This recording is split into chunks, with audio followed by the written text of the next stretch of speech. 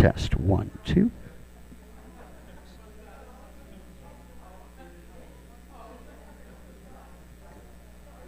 And we have appropriate volume level.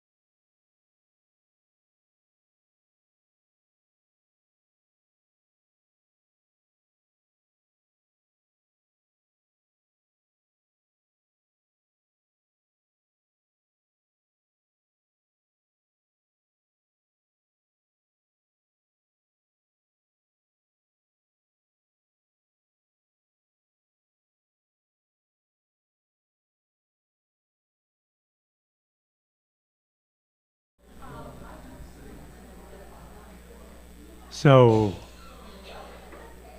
good evening. Good evening, everybody. And thank you for being here. I'm Tom Hogan, and I want to start our evening with a moment of silence in memory of Walt Curtis, who was a local Portland poet for many years, who passed away in August, and the celebration of his life was on Sunday. So, if we could just take a minute of silence and remembrance of Walt.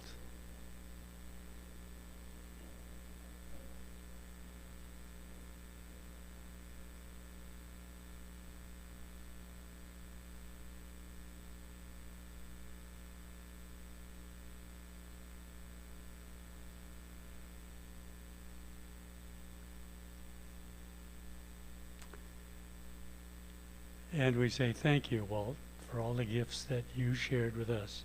We are very grateful. So thank you all for being here. I'm Tom Hogan, as I said, the director of the Milwaukie Poetry Series. And I want to welcome you here to our third reading in this, our 17th season. We have a great poet tonight, Amy Miller, and I'm going to introduce her in just a little bit. Just some housekeeping things first. I want to remind you about your telephonic devices. We were just talking about that. And so if you want to silence them to make sure that they don't go off during Amy's reading, so appreciate that. We have a broadside of her poem on the yellow cardstock paper. So that's on your chairs. Please feel free to take one. That's what they're for. Also call your attention to the posters. We have posters for the Milwaukie Poetry Series. Our next poet in December is going to be Sherry Levine. She's going to be here on the 13th of December. And so Bev, right back here, has got some posters that she's holding up. We have them in two different sizes, and just encourage you, we want to get the word out. So if you have a place that you could put a poster up, please take it, share it. That's what they're for, is to get the information out. So we would be happy if you would do that.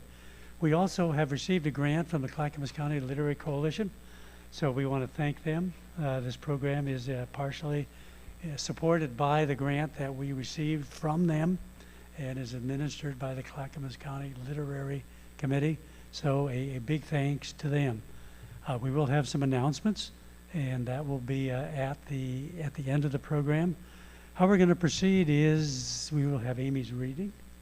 We will have some questions and answers for her, some announcements, and then we will adjourn. But before I introduce her too, I want to make some thanks, because you know you don't have something happen unless you have teamwork and you have people working on it. So we want to thank the city of Milwaukie first. They have been supportive of us from the beginning. Secondly, we want to thank the Ledding Library. So we just look around at the beautiful new Ledding Library, which is a little over a year old, but we're really excited about the library.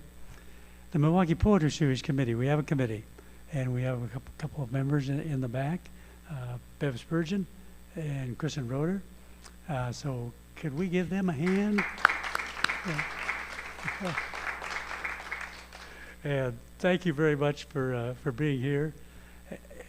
Another person to thank, in addition to the library, is Willamette Falls Media. And Willamette Falls Media and Joshua Reynolds over here behind the computers. Josh. So we are live streaming, and so he's the one that makes it all happen. I also want to thank those of you who are seeing this on live stream. So thank you very much for being here. We know that there's a lot of other things that you could be doing, and you're choosing not to be here and celebrate poetry. I've been excited about this poet and about this reading. We're delighted to have Amy here with us. Her book, Astronauts, won the Chad Mitchell Chapbook Prize from Beloit Poetry Journal and was a finalist for the Oregon Book Awards. And her full-length collection, The Trouble with New England Girls, won the Louis Award from Concrete Wolf Press. Her poems have appeared in Barrow Street, Coppernickel, Narrative, Rattle, and terrain. And she received a 2021 Oregon Literary Fellowship. With a long career in magazine and book publishing, she now works as an editor and publishing manager for the Oregon Shakespeare Festival. She lives in Ashland, and we thank her for coming up to be with us tonight. And she serves as the poetry editor for the NPR Listener's Guide Jefferson Journal. An impressive resume. Would you join me in welcoming our poet tonight, Amy Miller? Amy.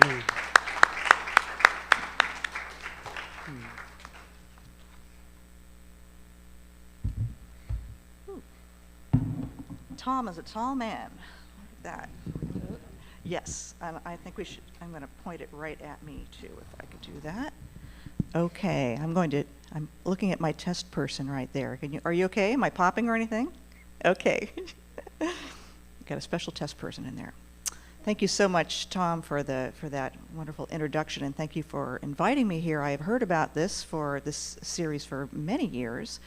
And everybody always told me, "Oh man, if you can get up there and go to one series and read it one, make sure you get in for that one." So I was really honored to be asked this year.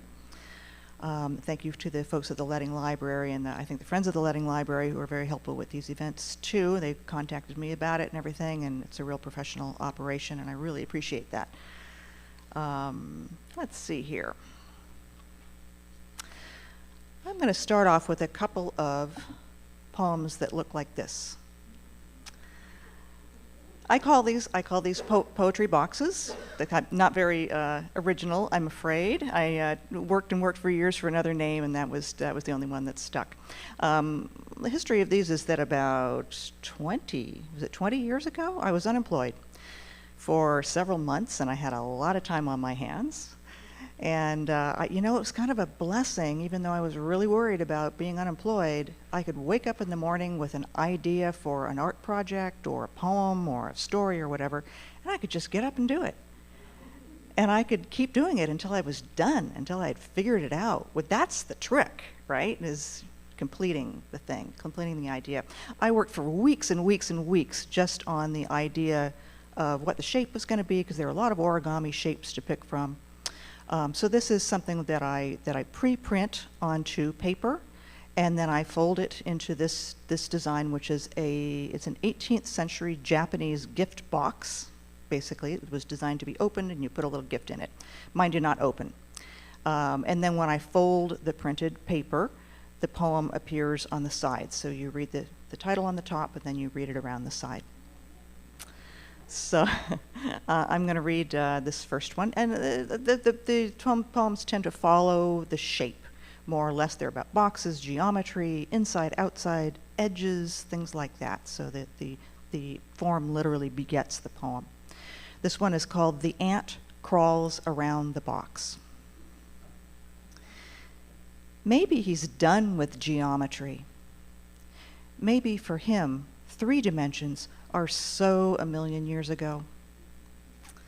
Maybe food is the Almighty, or he is the Almighty, testing our kindness. This one's called "Life Story of a Box."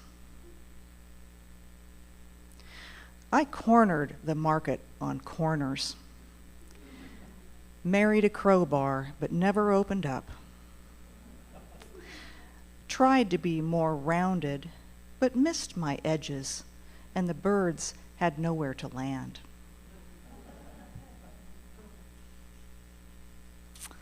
I'm going to continue with a couple of other short poems like that from a completely different project.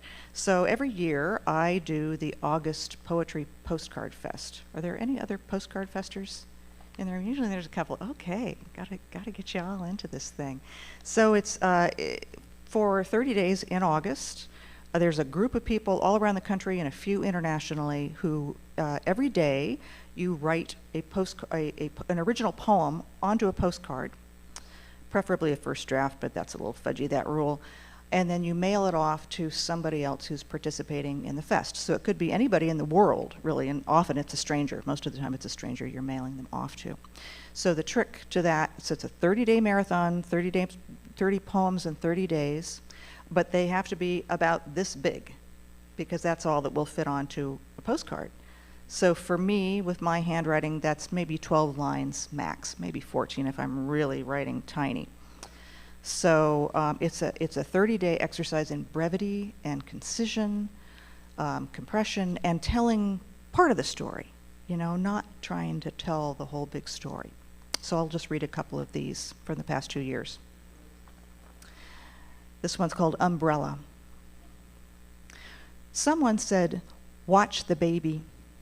So I watched her sleep. Small mouth with a bubble at the edge. Hands like little double OKs. All of human history pulsing in the shallow vein of her temple. A thin beige umbrella over her head. Raindrops exploding themselves against it, trying to touch her.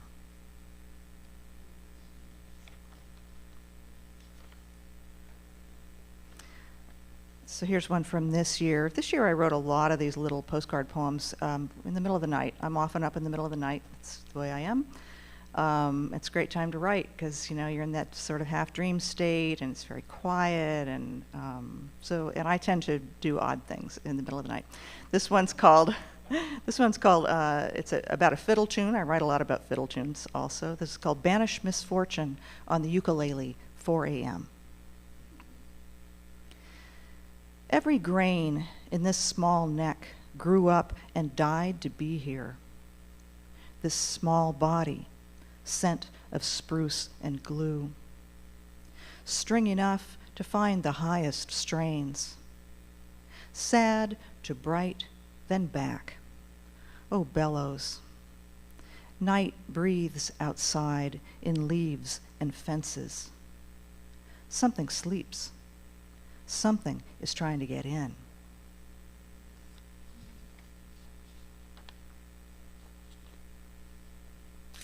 So I turned 60 last year.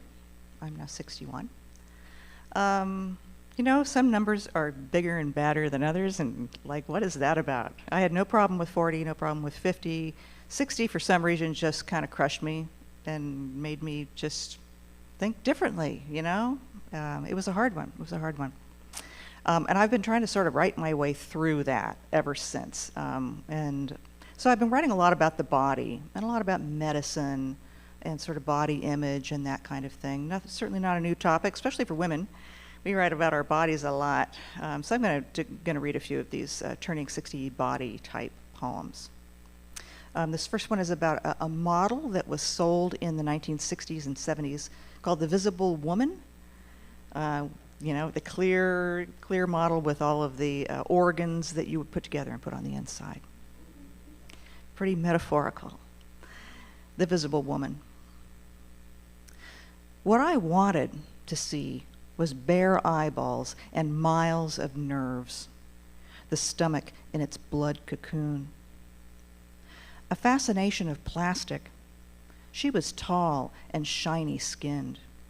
She towered over the horses on the shelf. So heavy she would have broken them, so she wasn't my kind of woman. But she acquiesced to the glue's small nozzle, fixing what wouldn't stay inside her crowded cavities. She was either or, a freedom junkie, light transparent, as strong as bones and viscera, or stuck with a baby in her pouch, the suckling already starting. Modest hair to hide her brain, nothing up between her legs but barely a cleft, a holding tank for small, mysterious organs. I didn't want her pregnant. This had happened to so many. Kicked out, graduating late. I was 9, and babies were nothing to play with. By the time she got her guts, her belly wouldn't fit. I had to use the pregnant one. So now she was always a question. How far along? Who's the daddy? Does he know?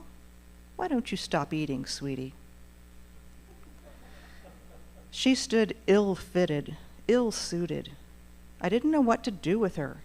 She needed a job or something. She and I would talk late nights. She wanted a drink, but no place to put it. She wanted maybe a man, but nowhere to lie on that hard plank of pine, the stuffed animals eyeing her up and down, my little fingerprinty hands taking her off the shelf and stroking her hard hair, telling her, "It's okay, tall old baby. I'll just unsnap your tight belly and make it better for a while," which you could never do if you were real.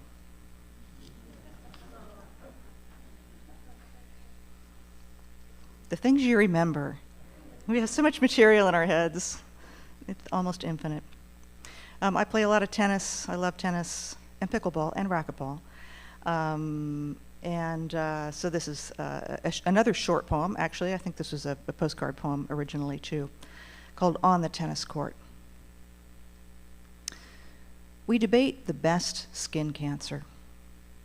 We know the worst. The crater blasts carry constellations on our arms, thighs, full novas on our foreheads. We explode in laughs, disfiguring fear's blooming face. We hit and hit the sharp stars between us.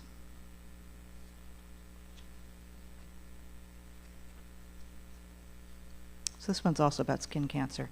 Skin cancer? I had a big one here. Scars still pretty visible. The Church of the Surgeon. First, there is a light that hangs with two handles from the ceiling and a curtain that seals the room.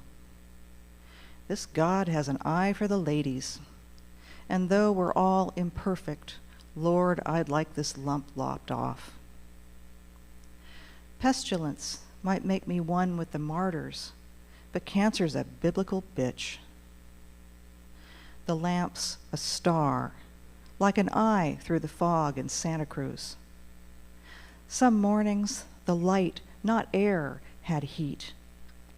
Now my face remembers the wind scrubbing rocks with sand, salt refracting in all its magnifying eyes. Pure summer boils out of the skin's porous layers now, driftwood coal that never stopped burning. Skin like a candle lit, skin stretched over its bone altar, washed by water, bared to the knife. Oh, lamb, hold still. This God's the only one we've got. He lowers his face to cover the sky.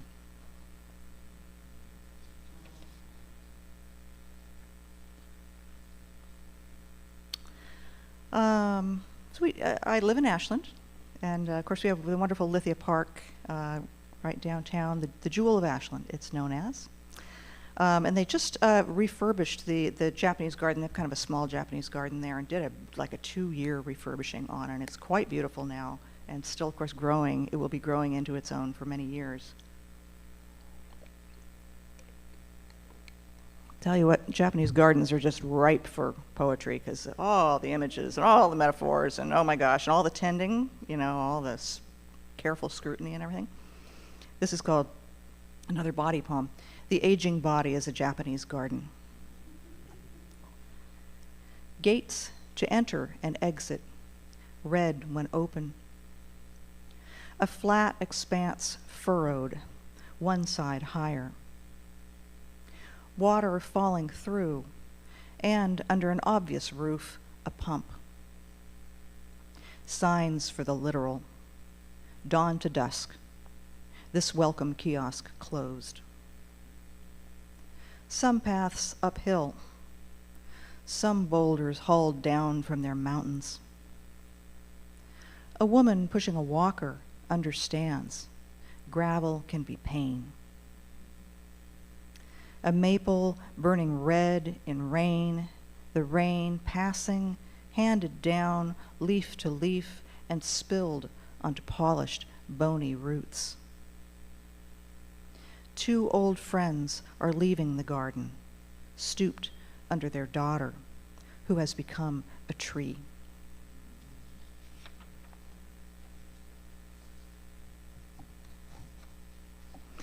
I'm going to read a few from The Trouble with New England Girls. This came out about 5 years ago. I love this cover. I always like to show off this cover. You wouldn't think this is about New England. There are also quite a lot of wolves in this because it is also about Southwest Oregon, and we were having a wolf thing at the time when I was writing this, right? We had this pack of wolves that came down to live with us.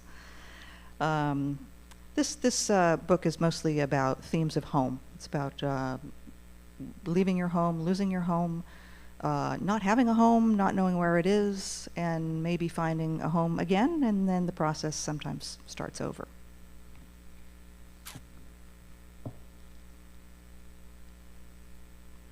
This one's called Sleeping Alone. Listening to the neighbor's dog bark and bark. He must be very big. His mouth as big as my head. His head as big as a Macy's Day float. His corridor throat commanding me to hear. I am one dog in the lonely bowl of night, and there is so much dark.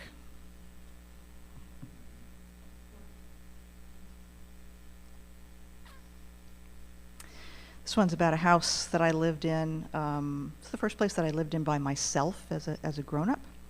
And it was a one-room, a studio house. It was an old maid's quarters from the 1920s.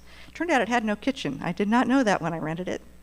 I didn't know it until I was starting to move in, and I was like, where are my pots and pans? Where's the kitchen? I lived there for 4 years, and I think it's still my favorite house that I ever lived in. I loved that place. Monte Sereno. When I had 2 spoons, the kitchen was a bathroom. The closet was a cupboard. The fridge tuned its fork, lonesome in the shed. In rain, the roses splayed, and bricks forgot their mortar. I had 1 knife, a saw, and somebody's old hammer. Rats made feast of the rafters. Frost brought the moon and the brown moving backs of coyotes. I had 2 bowls and a steel teapot ticking, ticking on the warm burner in the dark. It's like my house in a little picture.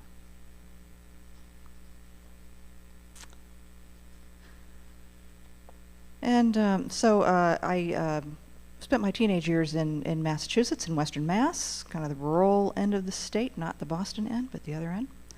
And I still go back there frequently, have friends there, so I consider that very much home because I sort of became a person there. I spent all of my teenage years there. So this is a poem about, sort of poem of place about that.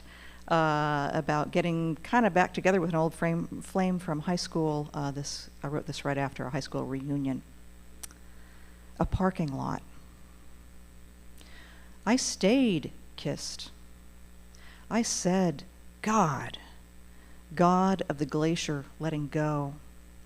God that made the mouths of Connecticut Valley men strong after all that rough weather. Hands in your pockets, I pulled you in. The air snapped its 10-degree fingers. I couldn't tell if every crack money tramp in town was yours already, but then black sky, blue stars, naked heat at the fingertip hollow of your neck. That was home. That was here. I live there now. I stayed.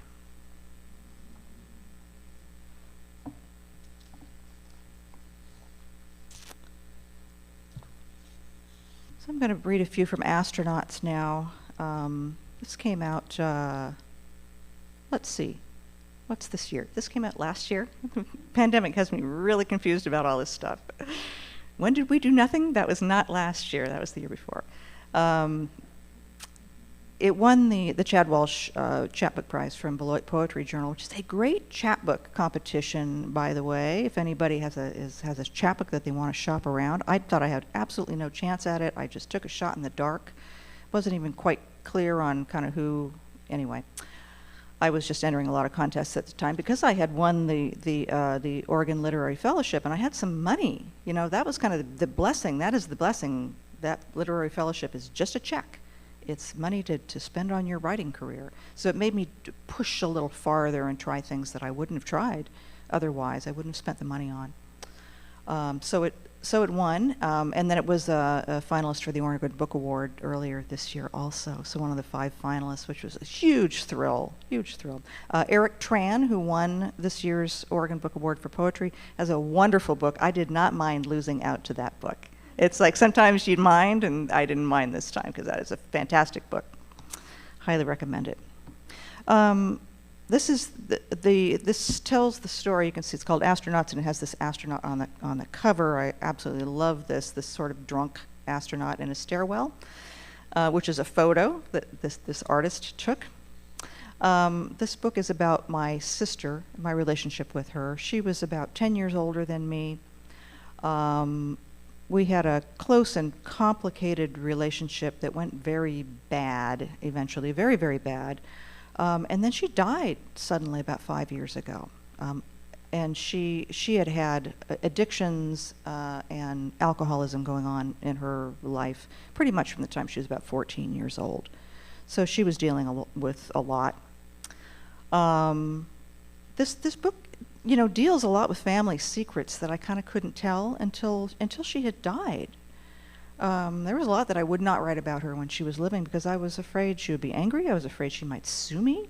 I mean, she was litigious enough that could have happened. So then I had this strange permission to kind of decide, okay, what's my story in here? You know, what can I tell as my story without totally appropriating her stories? So that was the line that I tried to walk in this book. A lot of these poems are prose poems. They're kind of, here, I'll show you like this one over here is the one that you have on your, coincidentally, on your chair, I just realized. Okay. And the book is called Astronauts, and there's a lot of space travel. A lot of space travel themes in the book. These poems that I'm going to read don't have all that much of them, but there are a lot of astronauts and Sputnik things going through the book, because that was a lot of what we lived with. You know, we were of that age. So I'm going to read that poem that you have there first. At this point, I was about 12 years old, so my sister was about 21. She had been living away from home, and now she had moved back in with me and my parents temporarily. Basement. When my sister came back home, she brought earth, wind, and fire. Brought polyester dresses, size 0. Brought pills in a circular pack. Suede wedge heels, leather choker, blue eyeshadow. Left her boyfriend in California. Left his white hands, her black eye. In our basement, I crashed on her bed on my stomach, feet up and waving, while we listened to Roberta Flack, Harold Melvin, lyrics on the liner sleeves. She brought Janice Ian, murmured vague obscenities. She weighed 90 pounds, brought some kind of sickness that made food sad. Found a new boyfriend in a tequila sunrise. Brought him home to our parents for dinner just once. Quiet, polite, big fro, tight shirt. We never saw him again. She brought bottles and bottles and bottles. She stored darkness in the empties. At night, they stood on her dresser, singing old soul songs as the air moved over their mouths.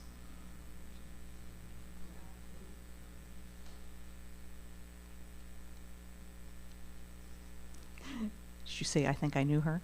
I think a lot of people knew people like this. I talked to a lot of people who were like, oh my God, that's my sister, or that's my cousin, or my best friend.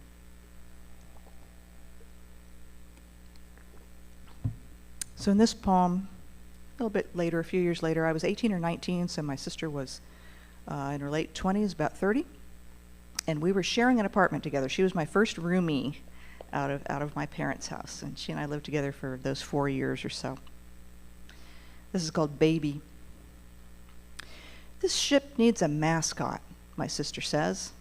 So we take one in, a 6-pound stray, a hairdresser found in an alley.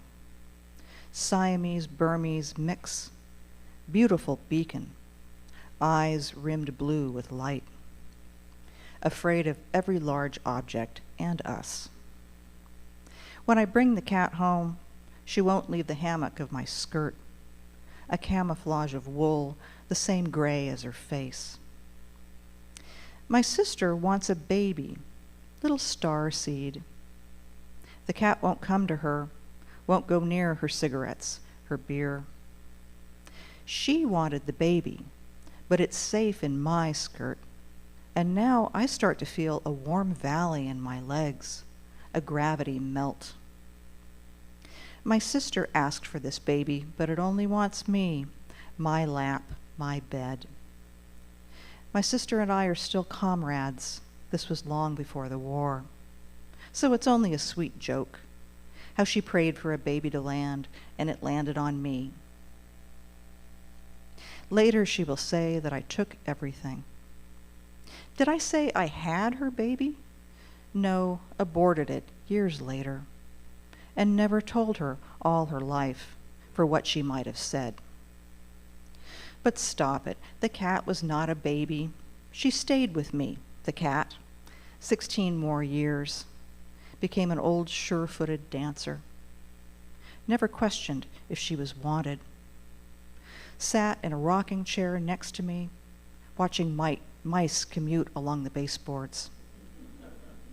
Her blue eyes wide at this marvel, our life. Yeah, she was a bad master.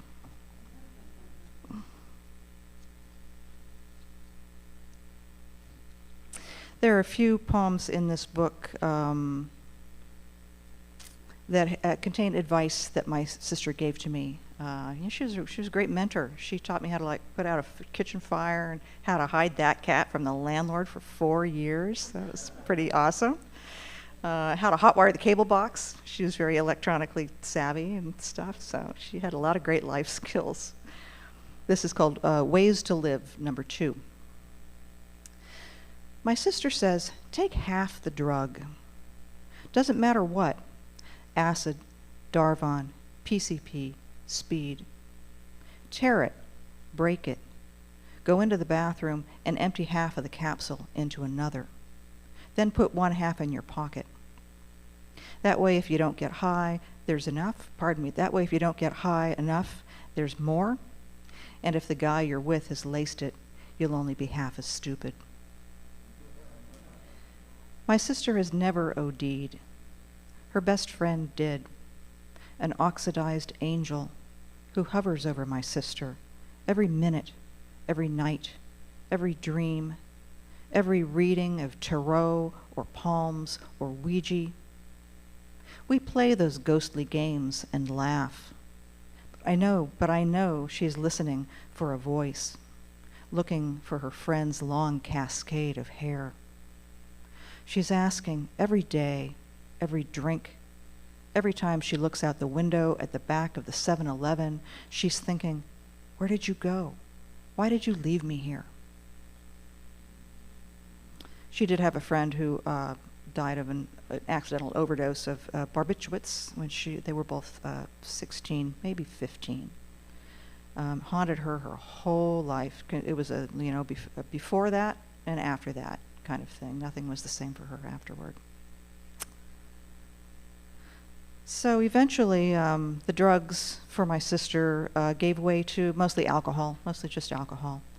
And if you've ever lived with an alcoholic, or if you have been one or are one, you know that that person's personality can change in an instant. And if you live with that, you can spot it right away, right within seconds. You can hear it in their voice. You can see it in their face immediately.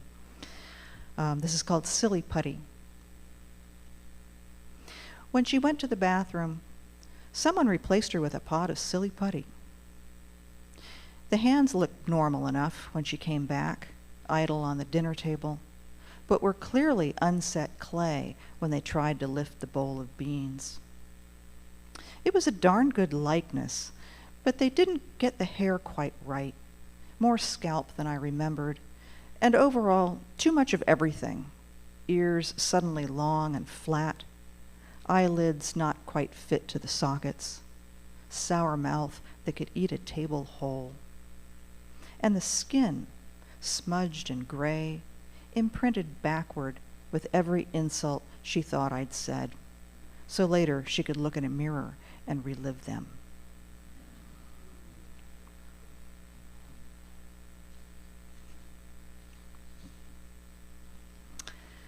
So this is from quite later in my sister's life, and very late in my dad's life. My dad got dementia. He suffered from it for about 7 years.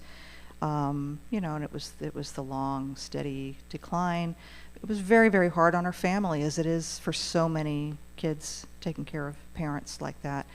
My sister made everything more difficult. She was just that sibling, She was charged with a lot of responsibility for a while, and she was drinking a whole lot and very paranoid at that time. I think she was having mental health issues as well. So it was a really tough time for us. This is called Gun. My sister hides our father like a gun. He's loaded with chemicals, plaques, peptides, and his holster of memory gapes open. He leaves it on the counter, wanders off. She finds him, moves him, worried that our brother wants this gun since everyone around her is pointing something at her. She lives in a circle of foreign food and keeps saying, "Why don't they speak any English?" She's waving a finger around, the spin you do when you're really drunk, and she says, "Who said that? And you keep your hands off him." She loves our mother for dying and hates our mother for dying. My brother goes to visit our father, Dad tidy in his bed, the aide saying, "You like meatloaf night, don't you, Jack?" My brother hums, and Dad remembers the words. There's no gun inside our father, just a Rosemary Clooney record. We try to tell our sister this, but she's got a gun in the head. 2 days later, she moves him to another place. She keeps saying, "No, I'm the one who's being safe."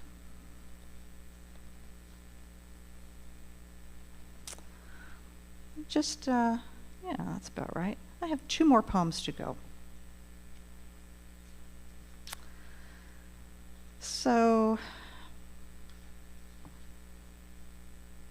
my sister did die suddenly. She had a heart attack one morning, completely unrelated to anything that she'd been going through, undiagnosed heart condition. Never knew she had it.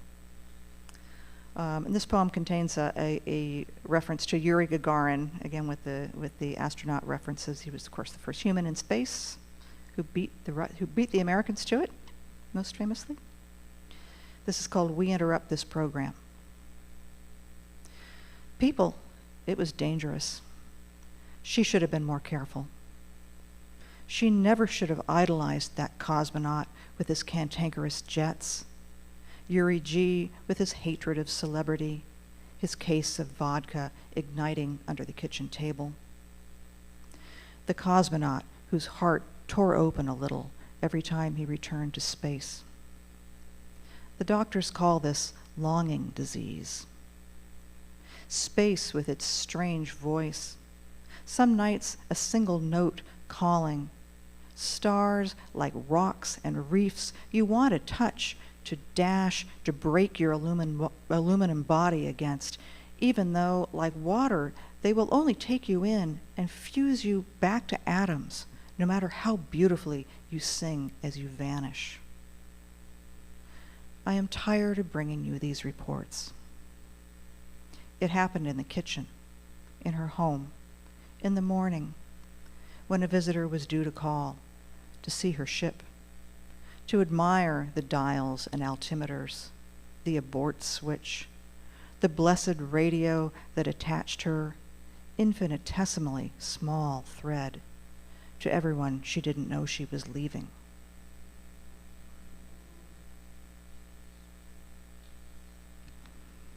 I'm going to read the last poem in the book. I actually wrote this about a time when I had been living with my sister.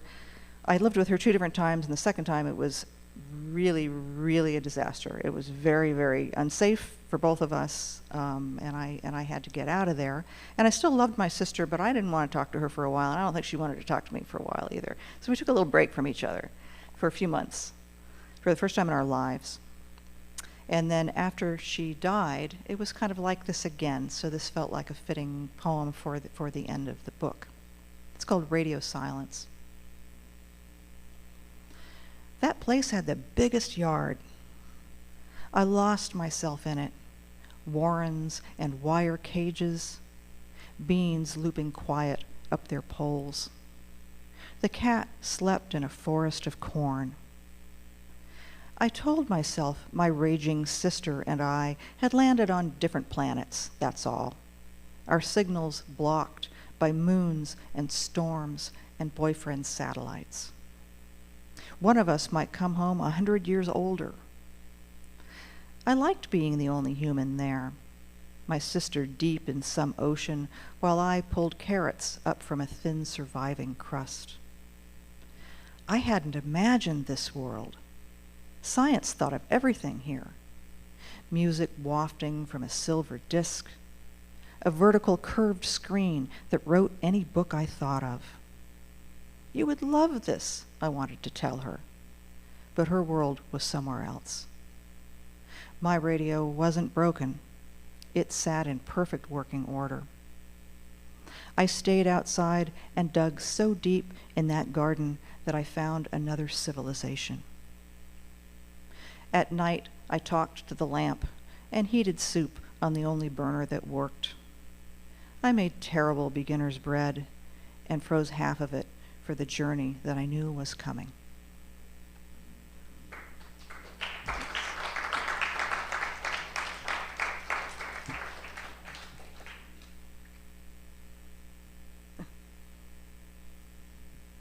Oh, second mic. Oh, let's see, is this one on? I think we want this one to come up. Is it on now? Oh, great, all right.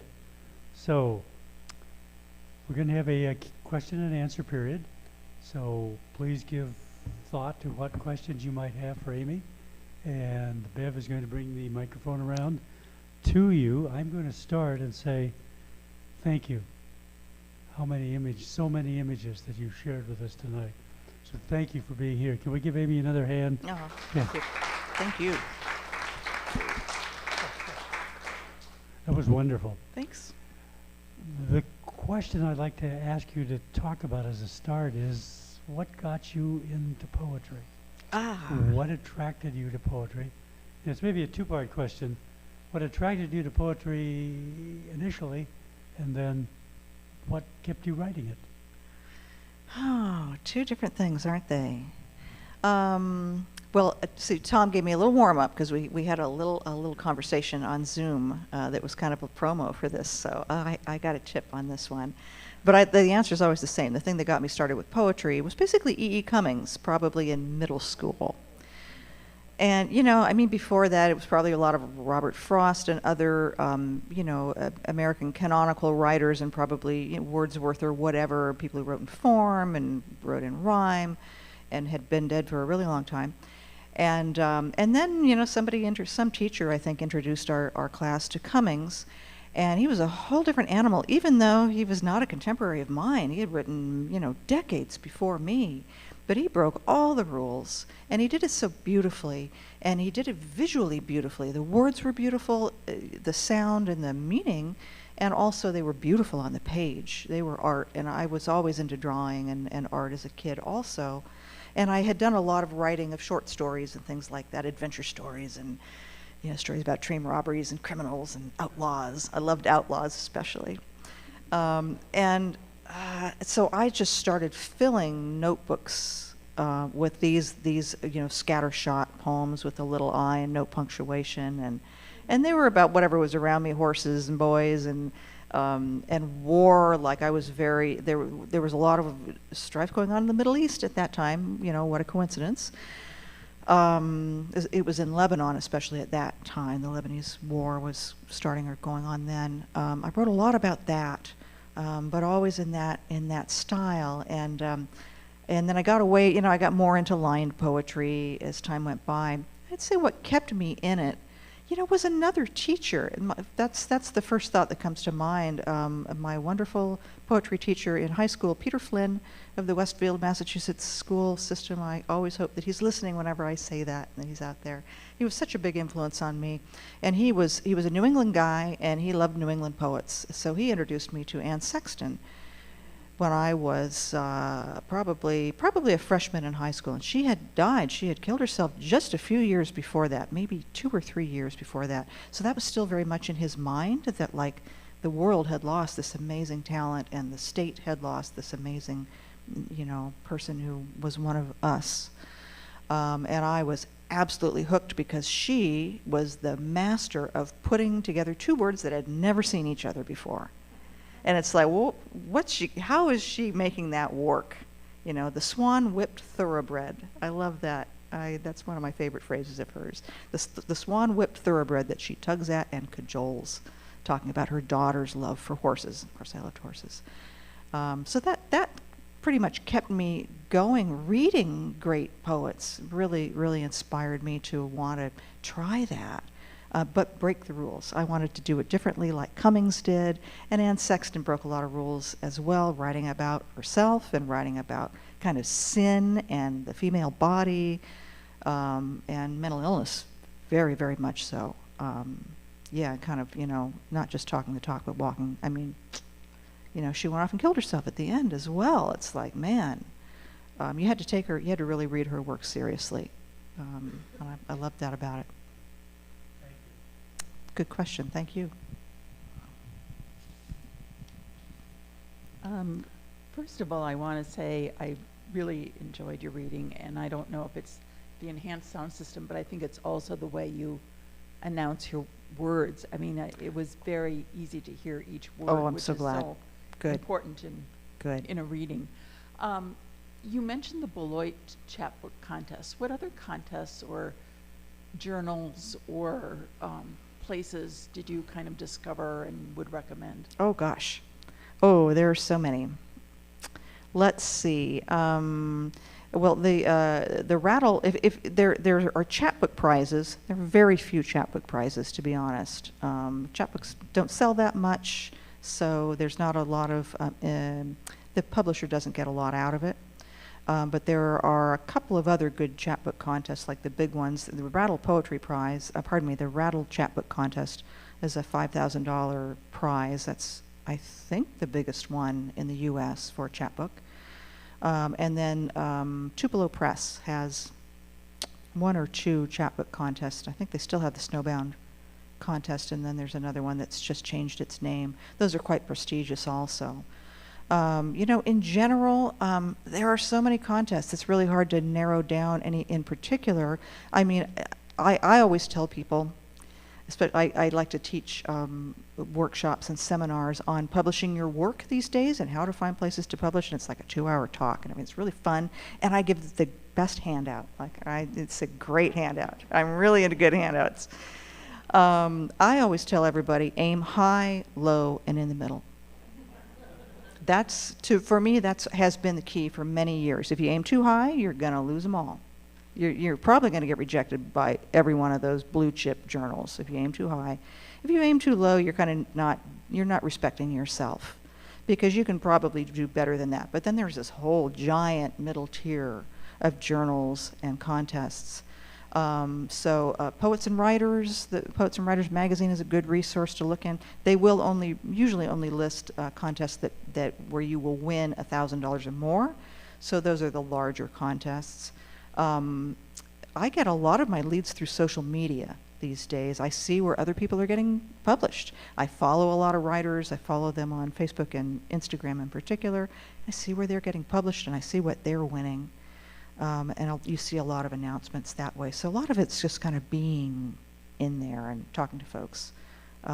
Local poetry groups and Oregon Poetry Association, my daily plug for the Oregon Poetry Association. I'm sure there's a couple of chapters around here. They're really good about sharing resources. I hope that's helpful. Good. Alice. I was wondering if you have shared this particular book of poetry with other siblings, and you mentioned that you have a brother. Do you have other siblings as well? Yeah.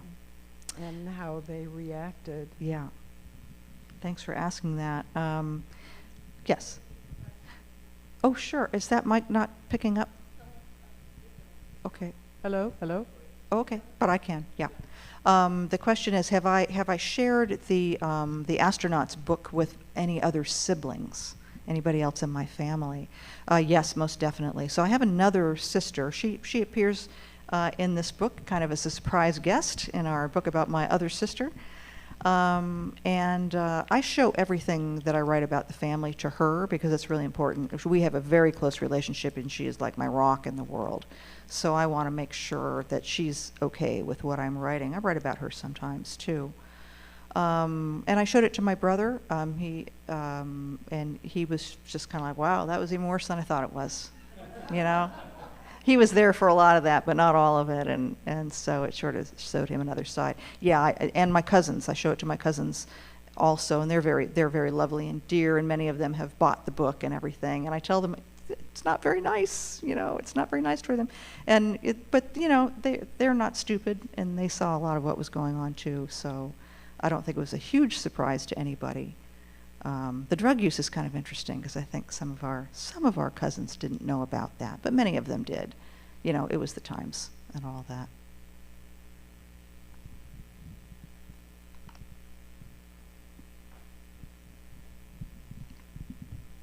So was writing the book cathartic? Were you Mm. able to let your sister go differently than before you wrote it?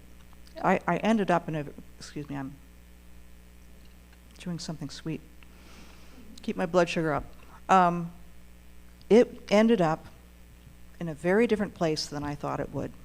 So I started out in this place where my sister had died, and unexpectedly, like I say, I had sort of this permission to, oh, okay, I have a million stories here that have been sitting in my head for decades.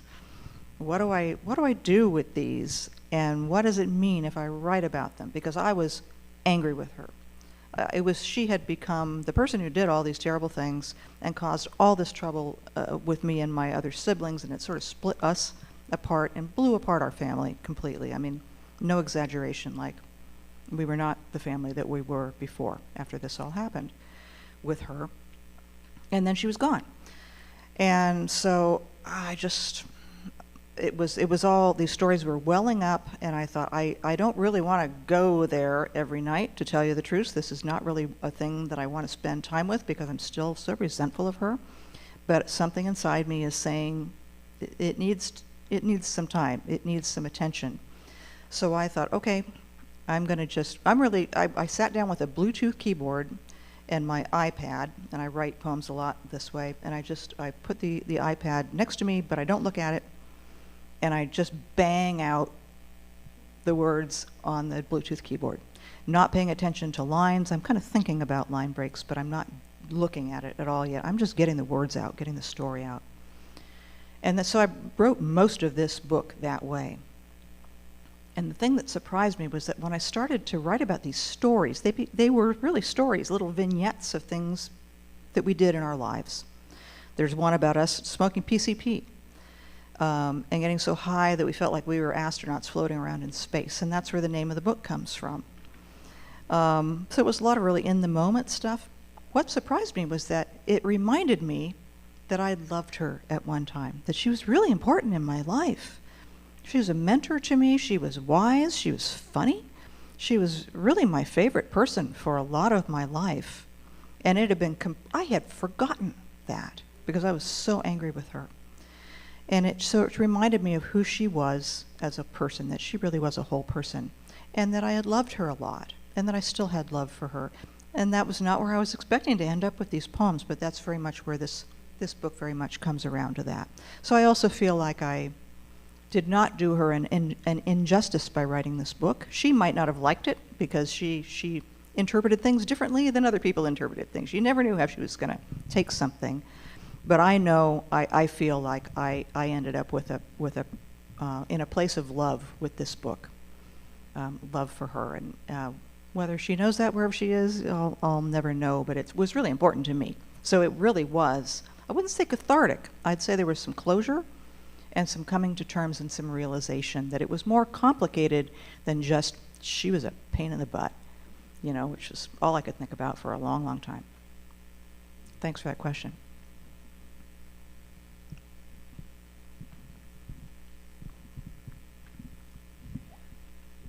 Lovely reading, Amy. Judy? Lovely. Your last poem, the speaker goes out into the backyard and digs down in the garden to another civilization. And it strikes me that your mode of writing poetry is always that way. You don't settle for whatever the surface is. You keep kind of digging down farther and finding another civilization, even if it's space and astronauts. And I'm just wondering if that strikes you as if it just applies to my perception, or if that's something you kind of aim for. Oh, that's so interesting. That's a great way of putting that question. It definitely is something. It's something that I aim for, and that I aim for more as I get older.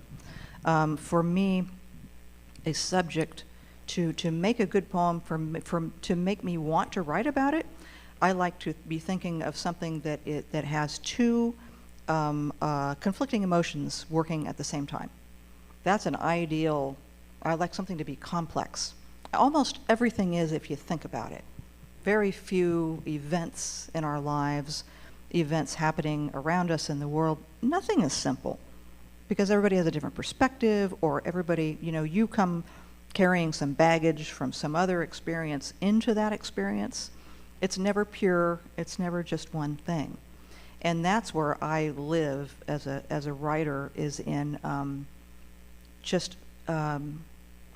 trying to express that complexity. I think that's the fun part, and it's the hard part of being a poet, and not settling for, you know, this that you see on the surface, or maybe even this that's under the surface, because there's usually a few more layers down there.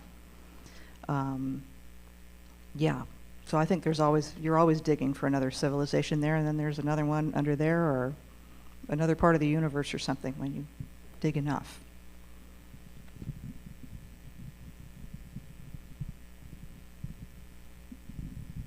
Hi. Hi. I am not much of a poet. I just started writing poetry in the last year. But one of the things that sort of hit me as I listened to each of your poems is the strength and the sort of zing of many of your endings. They shocked and surprised me in a very positive way, and so, kind of as a follow-up to that question, I'm wondering, do you know the end before, yeah. It's a great before question. you Great get question. there? I love that question. And are you thinking about it the whole time? Because it's so powerful. It was so powerful. Many times I went, oops, when you were reading the last few lines. That's I love to hear that. I love that sound. We don't have an English word for that sound, right, that people make at the end of a poem, but we poets love that sound. So I never know where a poem's going, and I never know what the ending is going to be. And endings are very hard. I think titles and endings are two of the hardest things in poetry. I'm pretty good at first lines, because I wrote like trivia writing for a lot of years, and it was about the hook. You always want to hook the reader, make them interested, give them something. Oh, I think I'll read the next line. You know, that's kind of the key to the hook. So with endings, very often I have to revise. I do a lot of revision, and I love revision, and it took me years to love revision. There's a whole story about that. Very often I find that the ending was in the poem the whole time. It was just in the wrong place. It just wasn't at the end. So I'll go back and I'll try to find that.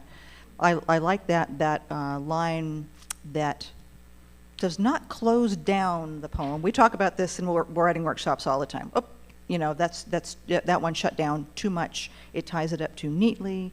It doesn't leave enough for the. So I went to a workshop in Klamath Falls. I don't know, it was like 15 years ago. Dorianne Locks and Joe Millar were teaching it. This was back when Mary Hope used to run workshops over there. Mary did this great series. Judy taught at that series. I remember that was a great workshop. It was one of the first times we met. And anyway, Dorianne and Joe were talking about ending on an image. They were very big on ending on an image. And I had never really heard anybody articulate that quite in that way before. And the idea is you leave something, I'll paraphrase it very badly. It works better when you sort of feel it than when you explain it. You leave the reader with something to look at that leads them off to think on their own. So you don't sum it up. You're not telling them what to think. You're just giving them something to look at and kind of pushing them off into the water. That's the way I think of it.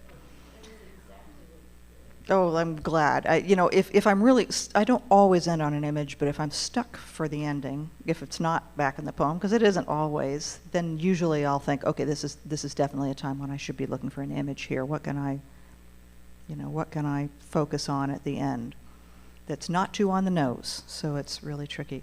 Yeah, you know, I think poets work their whole lives on endings. Some people are naturals at them, but most of us have to work pretty hard on them.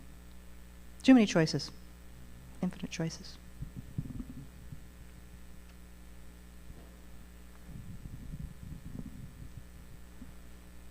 We have a question from YouTube. Oh, wow, there's somebody out in the world. Oh my God, my mind is blown. Yes, Hello, Christine. hello, YouTube person. Her name is Christine. She said, sorry, I can't be there in person. She's under the weather, but she's so excited for the live stream, so thank you. Christine asks, can Amy explain more about the Postcard Poetry Month and how we can get more information? Oh, absolutely. I'm going to speak to you, Christine. There she is. She's right there. So this is the Poetry Postcard Fest is actually, I don't know what the official name is, but if you Google August Poetry Postcard Fest, it will come right up. It is run by a guy named Paul Nelson in Seattle, and it was actually co-founded by Lana Heckman Ayers, who was my publisher, coincidentally, total coincidence, on this book. We didn't know each other at all. I didn't know she was involved with the Postcard Fest, and it turned out she does both. She has a wonderful publishing company and also founded that fest.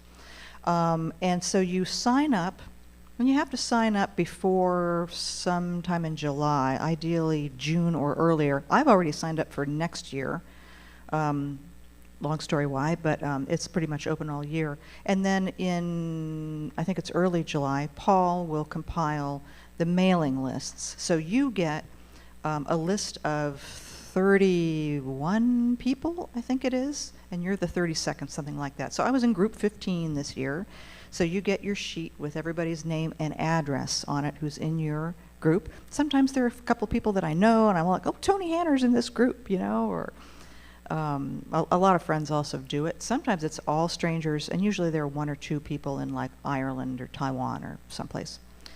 And then it's up to you, you know, however you want to do it. You just sometime during August, you write those 30 poems on those 30 postcards and you mail them to the people. And then there's a whole art component to the postcards too, and some people take that really, really seriously.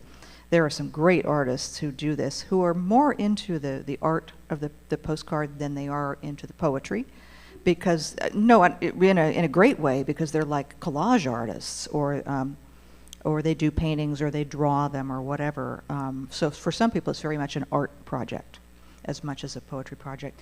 And so now, I used to buy postcards, or I would go to local restaurants in Ashland, and I'd say, hey, I'm doing this thing. Do you have a stack of, you know, promotional postcards?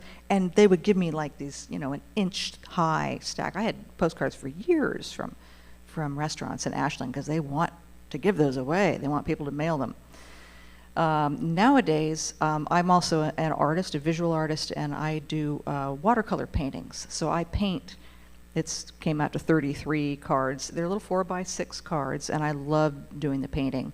So I start that several months ahead of time because that takes a long time. So everybody gets a painting also, and then I usually end up making about 20 extras because I keep the ones that I actually like the best because I can sell them later.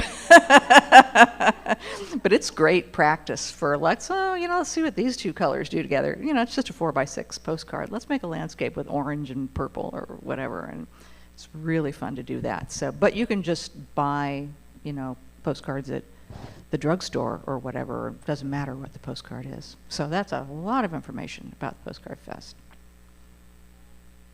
Do we have one final question? Right here.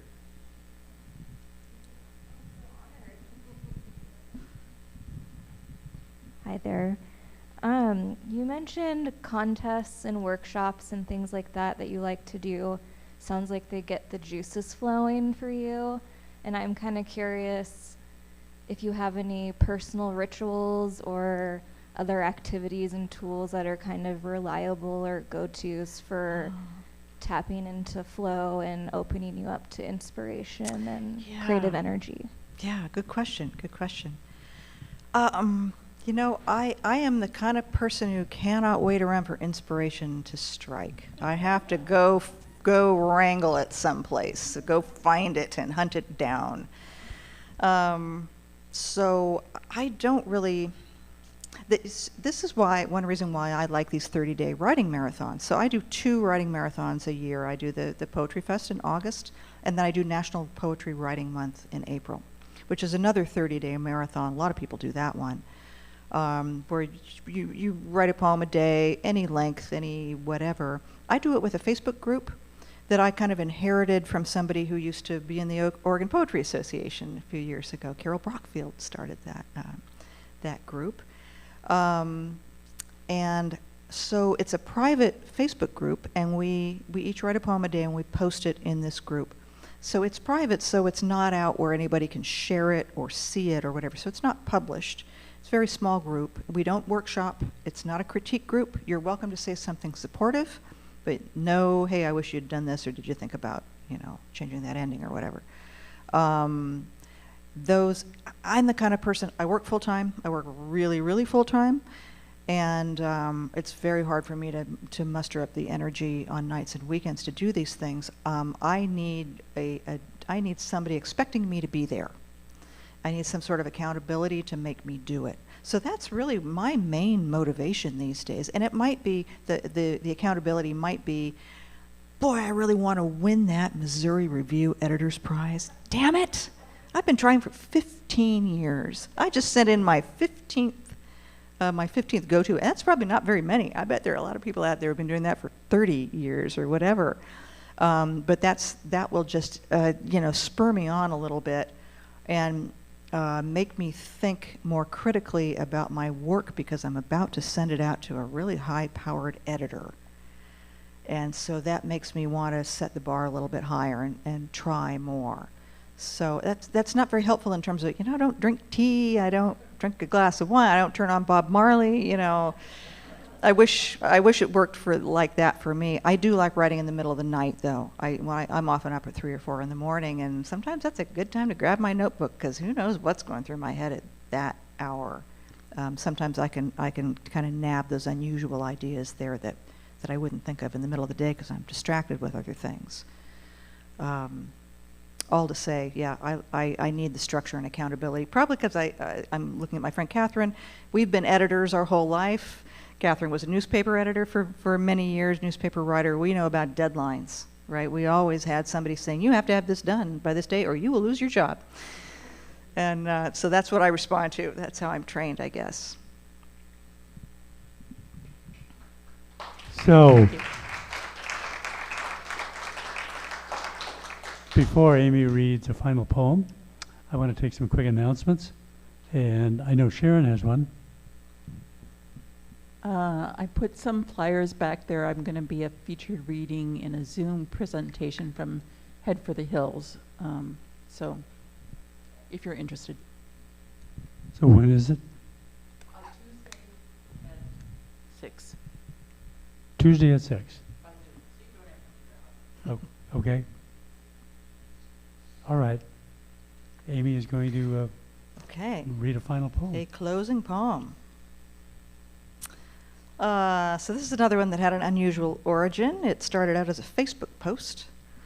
And I, you know, it kind of banged it out and posted it right away because it was this strange thing that had just happened. And then I worked and worked and worked on this. I turned it into a short story. I turned it into an essay. I turned it upside down. I tried it in all these different forms. We'll see if this isn't in a book yet, so I'm not sure that I'm done with it quite yet. It's called The Church of the Crows. Something has happened in their world. Angry choir. Why and how and who? Black wings thrash in trees, then strafe me low, my head their devil. Sorry, easy, all I can answer to their churning fury, slashing air with wings and calls. 20 crows, now 30, more as I move the broken body off the road. Crushed wing, dead eye, soft in a dish towel. Set it gentle in the weeds, hidden so drivers won't see the bleed, the next week's rot. All through, the voices call and call, wings froth air, warning, maybe for the soul that flies without the body now. Maybe something they can hear, its cry. Or maybe for my hands to leave it, for us all to leave it. Please, God, leave them alone to speak and speak of all that torments them, their sun-caught, shining necks and beaks, their undone mothers and cousins bowing and rising in the pews of the maple trees shading the corner. Thank you so much. Thank you again, Amy. One final thing I forgot to mention, and it's related to our grant, but Bev back here has some surveys. And so if anyone has not completed a survey, would you like to do that on the way out? That's very helpful to us in terms of what we're going to report to the grant. So thank you again. Good night, everybody who is on the Zoom. Thank you for joining us. Let's give Amy another hand again. Thank you. Thank you so much for being here. Thank you all for being here, too.